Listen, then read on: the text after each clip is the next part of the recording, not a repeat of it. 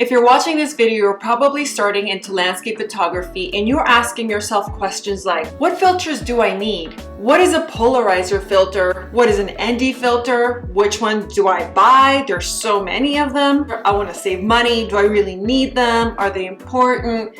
What are they good for? Well, those are the questions that I will answer in this video.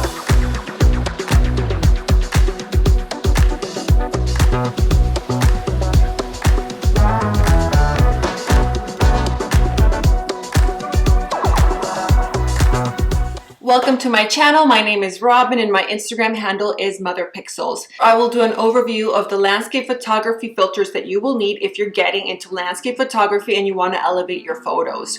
So some of these filters will provide effects that you simply cannot recreate in post-process. The four filters we will discuss today are the circular polarizer, the different types of ND filters and which ones are right for you, the graduated ND filter, and a natural night filter, and this one is good if you're doing cityscapes or astrophotography. But I'm not just gonna sit here and talk to you about these filters. You're gonna come with me to some awesome locations where I will take some shots without the filters and with the filters so that you can judge the results yourself, and that way you will have the information that you need to see if these filters are worth your time and money. Now, I must tell you that if you watch this video till the very end and you learn all this information about the filters, but you turn around and you buy the cheapest filters that you can find, like on Amazon. So for example, you buy 10 filters for $50, then what you're about to watch today will mean absolutely nothing. Nothing if you buy horrible cheap filters. Why? Because you are actually going to destroy your photos. And this happens because when you attach a cheap plastic or a cheap filter on the front of your lens, what that does is that it degrades the quality of your photo. And secondly, it will cast a horrible color on your pictures that you will not be able to fix in post-process. Before we go out on location and I show you the effects of these individual filters, one question that you might be asking yourself is, what is the difference between a screw-on filter and a square system filter? So they both have their pros and their cons, which I will explain to you right now. Now, a screw-on filter, for example, this one, you just basically attach it to the front of your lens and you screw it on like so. It's pretty simple. Now, they come in individual sizes. So first you have to find out what the circumference of your lens is. So this one is 67, and then you have to buy a filter, a screw-on filter that is also 67. Now you can buy step-down rings. Now the problem with that is, for example, you buy a filter that is 100, and then you buy step-down rings so that you don't have to buy different sizes for each different size of lens. What happens is that creates a vignetting, and that is the con to one of these filters.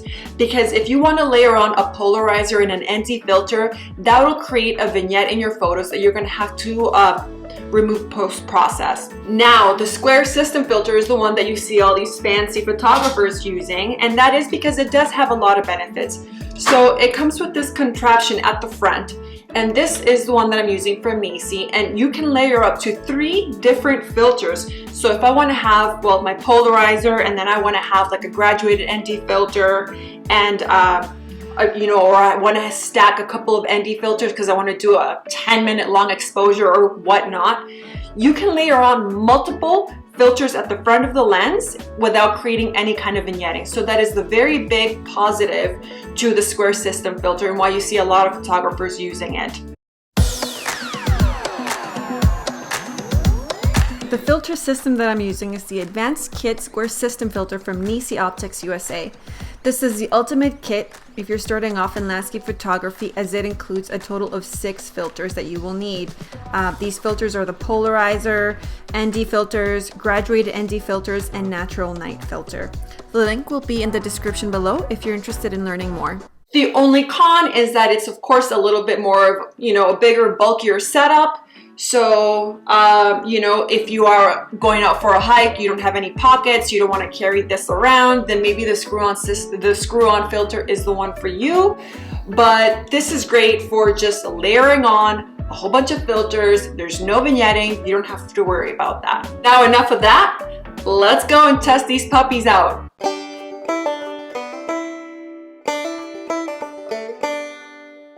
Action!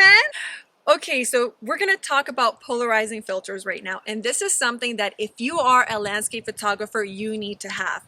Because when you come to scenes like this, where you have the sun over there and it's just glaring, just the glare and the reflection is on the water, you are missing out on all the beautiful rocks and scenery and reflections on the actual water. So what a polarizer will do is that it'll cut the glare off the water, and it'll also minimize the reflections so that you are able to see what is underneath the water. So let's show you some examples with and without a polarizer.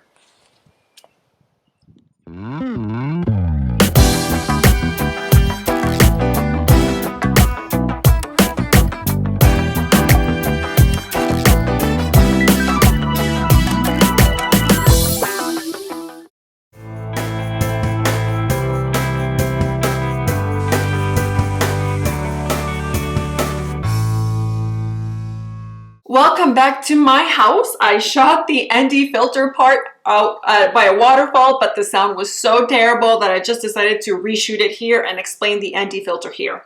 So basically the ND filters are these dark glasses that you see right here. And there's different variations. There's 3-stop, there's 6-stop, 8-stop, 10-stop. There's a bunch of different shades of ND filter. So they get progressively darker. So this right here is a 3-stop ND filter, and this right here is a 10-stop ND filter, and you can just kind of see the difference in the darkness. So the darker the ND filter, the more light that it will block from coming into your camera, which means that you can do even longer exposures. So for example, if I'm shooting a waterfall and I only want to do like a 1 second long exposure and there's a lot of foliage and trees and shade, then this 3-stop ND filter will do just fine. And it is the one that we're going to be testing out at the waterfall. For the golden hour, so sunrise or sunset, I like using a 6-stop ND filter.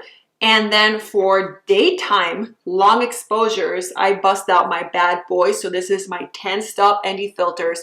And this will allow me to do long exposures for easily a minute, minute and a half during a bright sunny day. So for the waterfall, I'm going to use my 3-stop ND filter because it's kind of dark, there isn't a lot of light, and I only want my shutter speed to be at 1.3 seconds.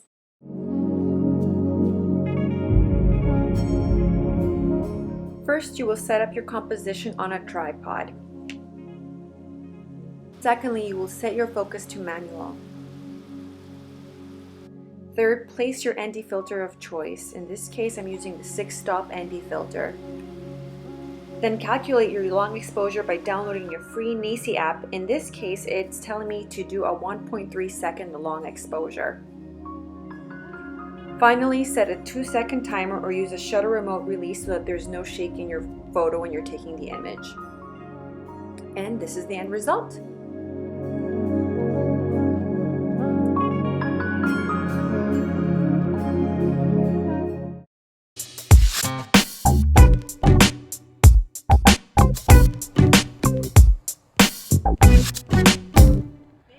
So this is a medium 3-stop graduated ND filter, and you will notice that the top half is dark and the bottom half is clear. And this is for scenes that have uneven exposure. So here we have like a really bright sky, but then the foreground is perfectly exposed. So what this will do is that the dark part will stop the light from the top part of your photo, so the sky in this case, while properly maintaining the exposure at the bottom. And this will help you recover details that you would otherwise lose in the sky because of overblown highlights. So let's show you an example.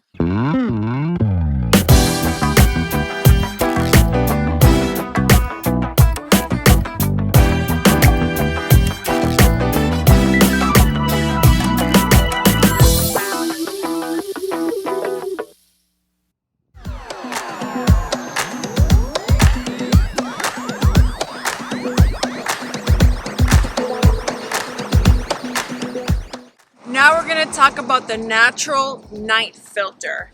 And so it's this guy that looks a little bit purplish, and what you do is you place it at night in front of your lens. What this filter does is that it blocks the light pollution for cityscapes or even for astrophotography if you have a neighboring town. It does this by blocking the yellows and oranges that originate from the mercury and vapor lamps. This filter will block one stop of light, so make sure that you're compensating for this by either increasing your ISO or slowing down your shutter speed. Now over here we have the beautiful cityscape, and we're gonna wait for the sun to set and it's completely dark so I can actually show you in real time the effect that the natural night filter will have on your images. Sun doesn't set in Canada in the summer until 10:30. Believe it or not, right now it is 9:42. It is 9:42.